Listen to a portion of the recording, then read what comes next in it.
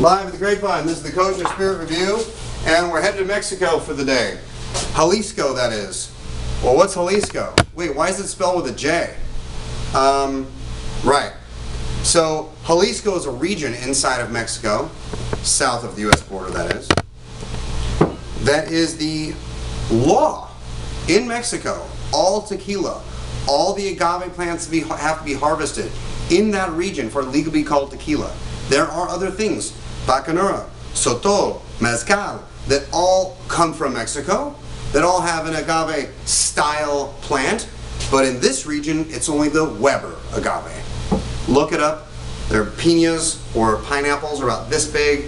They have shoots coming off the tower up like this. They hack them off, they cut them down, they mash them, sometimes with a wheel run by a horse in a circle, sometimes by hands. There are a multitude of different traditions, and then they ferment them in either flat baths or in a big vat or in a larger chamber of wood and or steel, depending on where. They roast them, sometimes in ovens, sometimes in clay, sometimes on the ground with rocks, stones, and leaves. This particular is the more straight up traditional. The NOM mark is 1502, so it's one of the newer end of distilleries out of Mexico, and we'll learn more about that later. Some go back that I've seen in the 1100s. That is the designation by the Mexican government of when the distillery was established. Today we're having Partida. This is a Reserva Tequila Blanco. Blanco means it was not aged or only aged for a minute amount of time in oak barrels.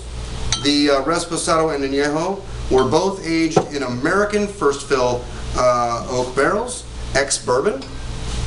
I have never tasted any of these. I smelled this for 10 seconds a minute ago. The guy in the camera can even pull the camera back and forth, please don't. Nodding yes. I'm going to pour him just a touch of this. He said he's been in the industry for a few years, so that means he'll actually enjoy having a l'chaim with a friend. So let's give it a smell. 80 proof, standard for all tequilas, some are higher.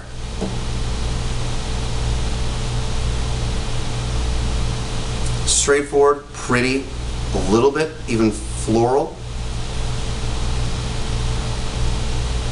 Definitely get the cactus and the earth in there. The earth is very minimal on this one. It's not so grindy on the nose, very smooth and soft on the nose actually, but good floral, like it's alive.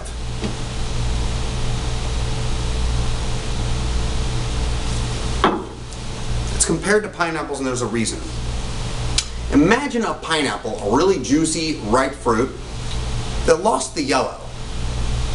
So it's got a punchiness, it's got a great citrus, it has tropicalness to it, but not as hammering in your face.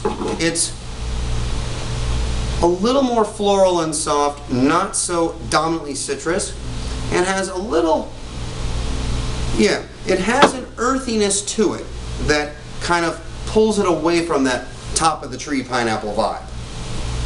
Let's give it a taste.